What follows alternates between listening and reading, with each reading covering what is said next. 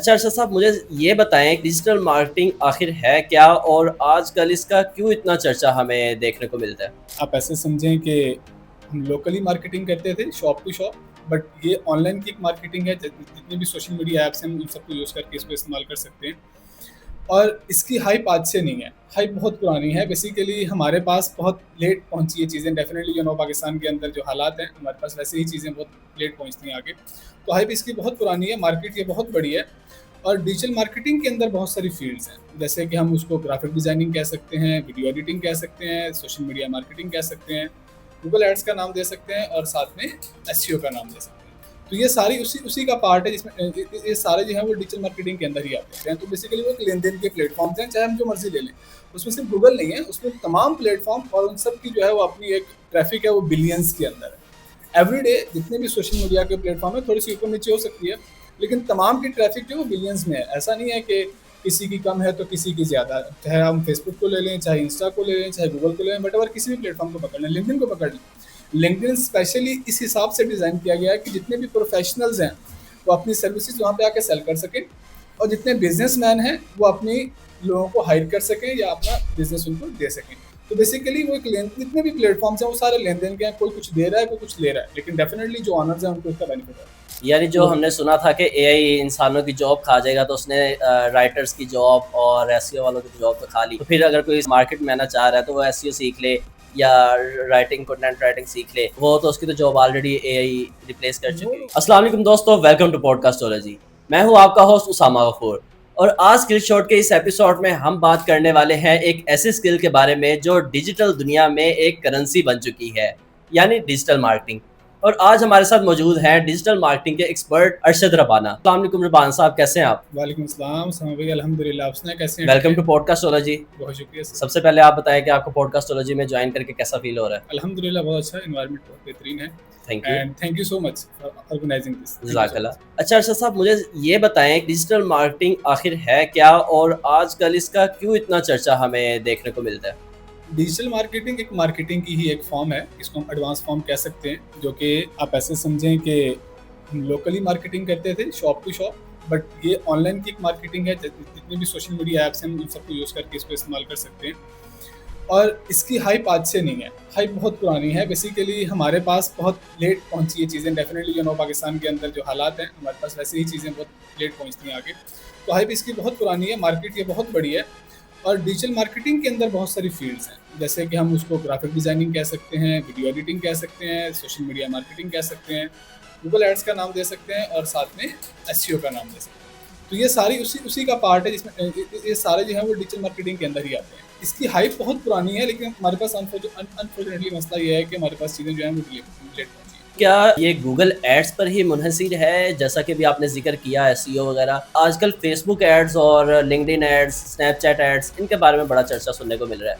देखिए, जितने भी प्लेटफॉर्म है, चाहे गूगल हो, चाहे लिंक्डइन हो, चाहे फेसबुक हो, चाहे इंस्टा हो, चाहे स्नैपचैट हो, वट एवर कोई भी सोशल मीडिया का प्लेटफॉर्म, ये सारे प्लेटफॉर्म बिलियन डॉलर्स के हैं।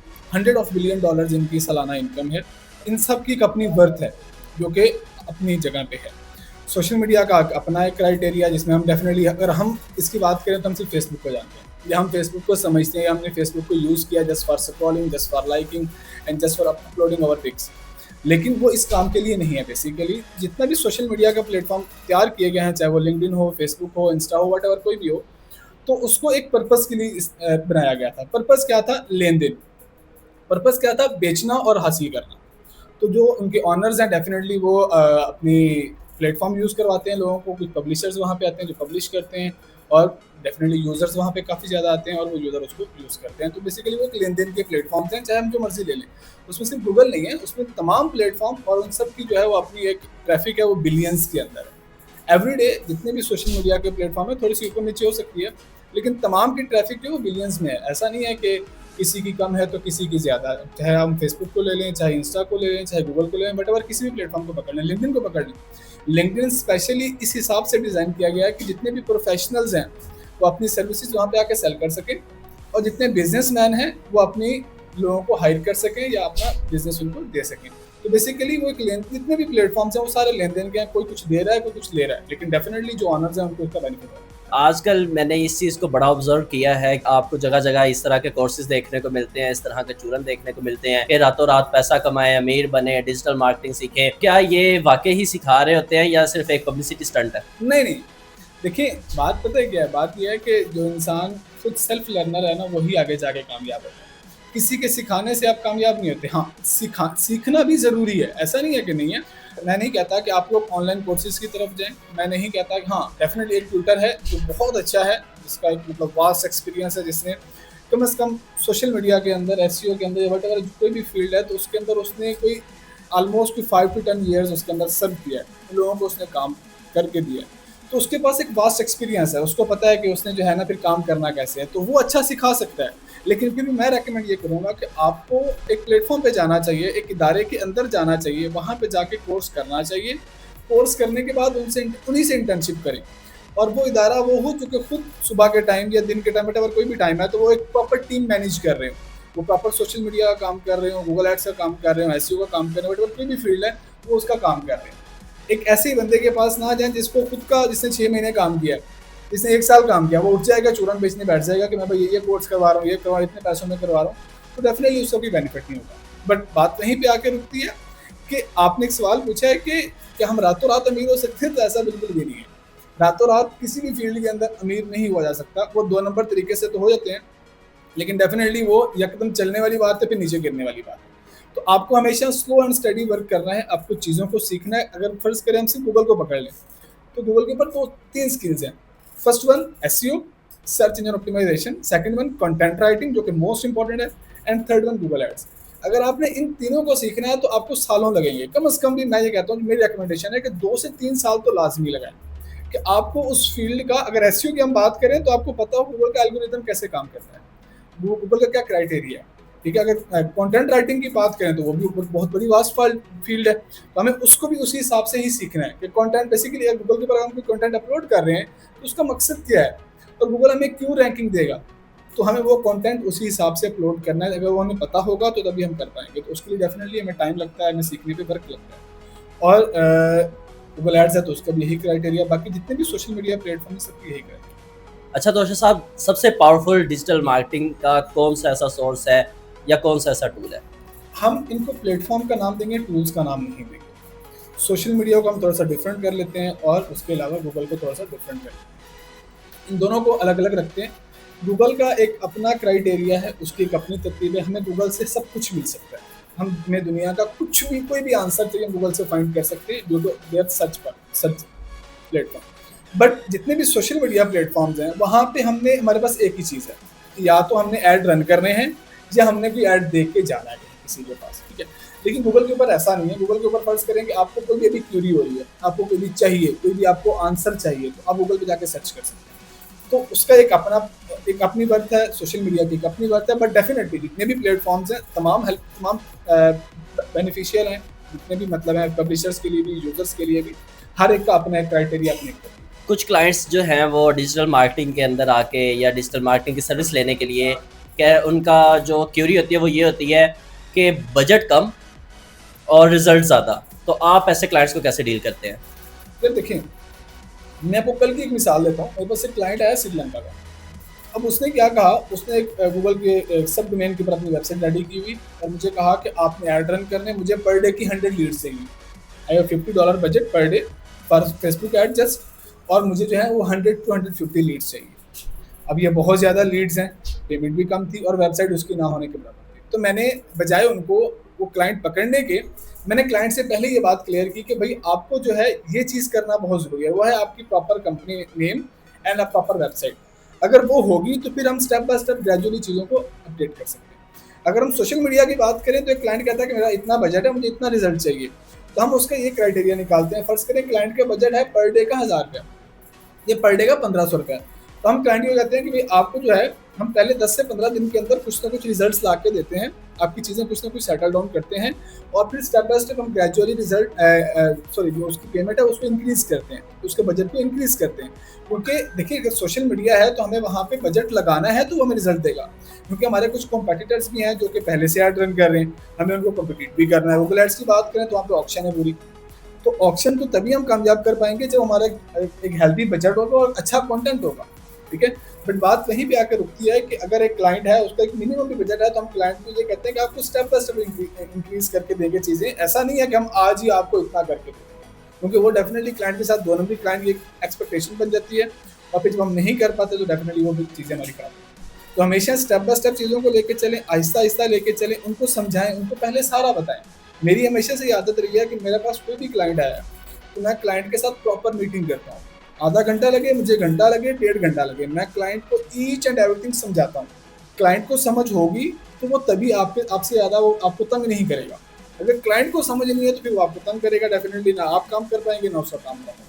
पाकिस्तान में बहुत ज़्यादा डिजिटल मार्केटिंग एजेंसीज जो है वो बन चुकी हुई है, तो अगर कोई बिगिनर लेवल पे स्टार्टअप लेना चाहता है या उसने सीख ली हुई है और वो क्लाइंट्स ग्रैब करना चाहता है, तो वो कैसे मार्केट में सर्वाइव करेगा? देखिए, सबसे पहले कोर्स करें, इंटर्नशिप करें, एक प्रॉपर क्राइटेरिया, कोर्स करें, इंटर्नशिप करें, और आपको इंग्लिश के ऊपर अच्छा खासा अबूर हासिल हो। अगर कोई मेरी तो माने तो साथ में कुछ टीचिंग भी करे, ताकि उसको बोलने की स्किल आ जाए, क्योंकि अगर आपने एजेंसी चलानी है, आपने क्लाइंट ग्रैब करने हैं, तो उसके बाद आपको मीटिंग करनी पड़ेगी, और मीटिंग के अंदर आपको बोलना पड़ेगा, क्लाइंट को समझाना पड़ेगा, उसको बताना पड़ेगा, उससे बात करनी पड़ेगी। वो अंग्रेज भी होगा, वट कोई भी हो सकता है, वो फॉरेन क्लाइंट भी होगा, पाकिस्तान लोकल भी होगा। तो हमें चाहे फॉरेन कोई भी हो, किसी भी कंट्री को, तो हमें बात तो इंग्लिश के अंदर करनी है। तो आपको उसके ऊपर अबूर आना बहुत ज़रूरी है। तो स्टेप बाय स्टेप चीज़ों को लेके चलें, थोड़ा सा अपनी स्किल को भी इम्प्रूव करें, जो कि इंग्लिश की स्किल है। साथ में कोर्स करें अपना, किसी भी फील्ड के अंदर करना चाह रहे हैं, चाहे एसईओ करनी है, चाहे सोशल मीडिया, चाहे गूगल एड्स, कोई भी करें। और उसके साथ साथ आप क्या करें कि आप स्टेप बाय स्टेप फिर इंटर्नशिप करें, फिर आप स्टडी करें कि फ़लाँ बंदा जो है, जो इतना कामयाब है, उसने कैसे अपने आप को किया, तो उसके अकॉर्डिंगली अपनी चीज़ों को अपडेट करें, समझें, then definitely you can do after 1 2 3 years. मेरा सवाल थोड़ा कॉन्फिडेंशियल है, लेकिन मेरा सवाल ये है कि आपको पहला क्लाइंट कैसे मिला? पहला क्लाइंट ये बात है 2022 की। मैं एक एजेंसी में काम करता था, इंटीरियर डिज़ाइनिंग की कंपनी थी वो। तो मैंने ये नहीं किया कि उनके क्लाइंट्स ग्रैब किए, मैंने ये किया कि वो जो काम करते थे, मैंने उसी के रिलेटेड कीवर्ड सर्च करके, मैं तो 7वें 8वें पेज के ऊपर गया, एक कंपनी को मैंने फाइंड किया। और अगर आप कहते हैं तो मैं आपको कंपनी का नाम भी बता देता हूँ। उस कंपनी का नाम है इनर आर्ट इंटीरियर्स। अभी भी वो कंपनी मेरे पास है, और तब वो मेरी सबसे पहला क्लाइंट था, और उसने मुझे 7500 दिया था फॉर एसईओ। बट मैंने उसको खुद फाइंड किया, खुद गूगल के ऊपर वर्किंग की, उनका नंबर फाइंड किया, उनसे बात की, उनसे बात करने के बाद फिर उनसे उनके ऑफिस मीटिंग करने का, गूगल के अंदर मीटिंग करके आया, और फिर उनसे चीज़ें सारी डिसाइड की, और स्टेप बाय स्टेप फिर उनके साथ चीज़ों को लेके चला। और अभी भी ऑलमोस्ट कोई 3.5 ईयर्स हो गए हैं, वो भी क्लाइंट मेरे पास है, और अभी भी काम कर रहे हैं। इसमें फ्रीलांसिंग में ज़्यादा फ़ायदा है या एजेंसी बना के बैठने पे? देखिए, स्टार्टअप आपने हमेशा जॉब से कर, ताकि आपको एक्सपीरियंस है, और जॉब वहाँ पे करें जहाँ पे मुख्तलिफ लोग काम कर रहे हैं, जहाँ पे आपके टीम मेंबर्स हैं, जहाँ पे आपको कोई टीम लीडर है, ताकि आप कुछ सीख सकें। डेफिनेटली जो लर्नर होगा वो बहुत जल्दी सीख जाएगा, 6 महीने भी इनफ है उसके लिए, 3 महीने भी इनफ है, और जो नहीं सीखना चाहेगा तो उसके लिए साल 2 साल भी वो जॉब ही करता रहेगा। उसके बाद उसके साथ साथ आप स्टेप बाय स्टेप अपने लिंक्डइन के ऊपर अपने आप को ऑप्टिमाइज़ करें, फाइवर का अकाउंट बना लें, या तो एज अ फ्रीलांस काम स्टार्ट करें। 2-3 साल 4 साल अगर आपको मार्केट के अंदर काम करते हुए हो गए, और आपको इतना अपने आप के ऊपर है कि भाई मैं जो क्लाइंट आएगा उस क्लाइंट के साथ, देखें अगर आप फाइवर की बात करें, एफर की बात करें, तो आपको क्लाइंट से मीटिंग नहीं करनी पड़ती, आपको उससे टेक्स्ट मैसेज के थ्रू बात करनी है, जो चीज़ें आपकी डिसाइड हो जाती हैं। लेकिन अगर एक वैसे क्लाइंट आ रहा है जो कि आपका वेबसाइट के थ्रू आ रहा है, लिंक्डइन के थ्रू आ रहा है, तो आपको उससे मीटअप करना रहता है। तो अगर आप समझते हैं कि आप इतने कैपेबल हो गए हैं कि आप क्लाइंट से मीटिंग कर सकते हैं, उससे चीज़ें डिसाइड कर सकते हैं, डेफिनेटली अगर आपको तो अगर कोई इनिशियल लेवल पे यही सोच ले कि मैं बजट लगा के और एक डिजिटल मार्केटिंग एजेंसी बना के बैठ जाता हूँ, तो वो कैसे मार्केट के अंदर खुद को ग्रैब करेगा या क्लाइंट्स ग्रैब करेगा, या फिर कैसे वो अपना एक मुकाम बना सकता है? देखिए, जब तक उसको खुद को एक्सपीरियंस नहीं है ना उस फील्ड का, तब तक वो नहीं कर सकता। क्योंकि मैंने लोग देखे हैं, देखें एक बिजनेसमैन है, या एक पर्सन है जिसकी एज 35 है, उसके बहुत सारे दोस्त जो बिजनेसमैन है, वो स्टार्टअप में उसको क्लाइंट दे देंगे, मेरे पास ऐसी मिसालें हैं, वो स्टार्टअप में उसको क्लाइंट दे देंगे, उसका काम चल जाएगा। लेकिन विद इन 6 मंथ, 1 साल या 1.5 साल के बाद उसकी चीज़ें खुद ब खुद गिर जाती हैं। क्यों? क्योंकि उसको खुद को एक्सपीरियंस नहीं है, या उसने खुद को अपने आप को उस काम के अंदर लगाया नहीं है। तो जब तक आपका खुद काम नहीं आता, मैं कभी रेकमेंड नहीं करूँगा कि आप जो है स्टार्टअप बिल्कुल एजेंसी से लेने आके, पहले खुद सीखें, चीज़ों को स्टेप बाय स्टेप लेके आएँ। जब हमने कोर्स किया था 2022 के अंदर बापरा टाउन से, तो हमारे साथ डीएसपी रिटायर भी कोर्स कर रहे थे, हमारे साथ बिजनेसमैन भी कोर्स कर रहे थे, जिनकी एज 50 थी, जिनकी एज 45 थी। तो एज डजंट मैटर, फ़र्क ये पड़ता है कि आप अपने काम को लेके कितने पैशनेट हैं। अगर आप उसके अकॉर्डिंगली काम करेंगे तो पहले भी तो 40 साल गुजर गए हैं, 35 साल, 2-3 साल और गुजार लें, चीज़ों पे वर्किंग करें, उनको सीखिए, प्रॉपर सेटअप करें, then definitely you can do. अब जैसा आप कह रहे हैं चीज़ों को सीखें, वन बाय वन करके सीखें, मेरे नज़दीक या जो हमारी ऑडियंस देख रही है उनके नज़दीक, उनके कमेंट्स को पढ़ के जो मैंने चीज़ ऑब्जर्व की है वो यही है कि एक बंदा एट अ टाइम एक ही स्किल सीख सकता है। लेकिन डिजिटल मार्केटिंग बहुत ज़्यादा वास्ट हो चुकी है। इसके अंदर एसईओ है, इसके अंदर फेसबुक एड्स है, इसके अंदर सोशल मीडिया मार्केटिंग है, पीपीसी है, सीपीसी है।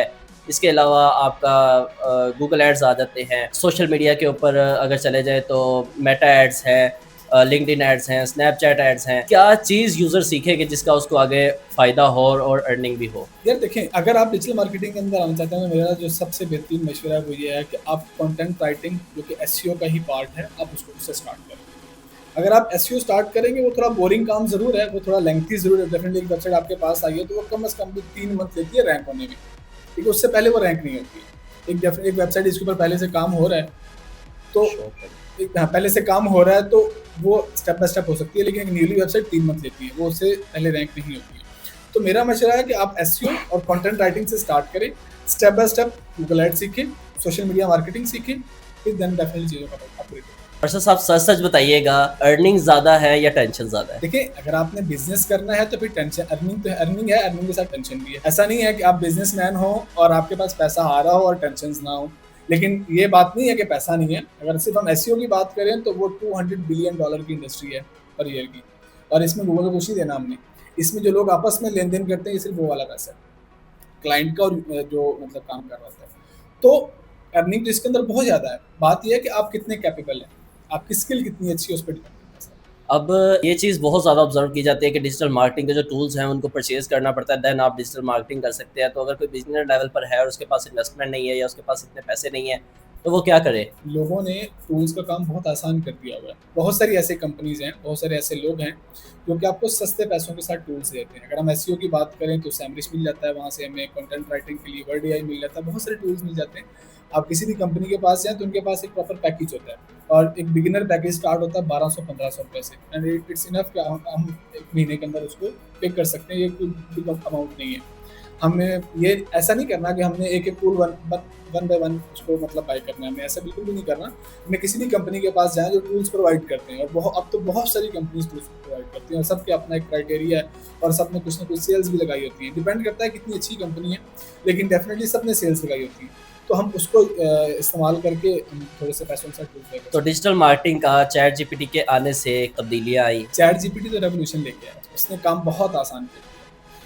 वो कंटेंट जिसको एक बंदा, एक पर्सन, एक ह्यूमन लिखने में काफ़ी टाइम लगाता था, आज हम ये तो कहते हैं कि भाई हमें ह्यूमन रिटन कंटेंट ही चाहिए।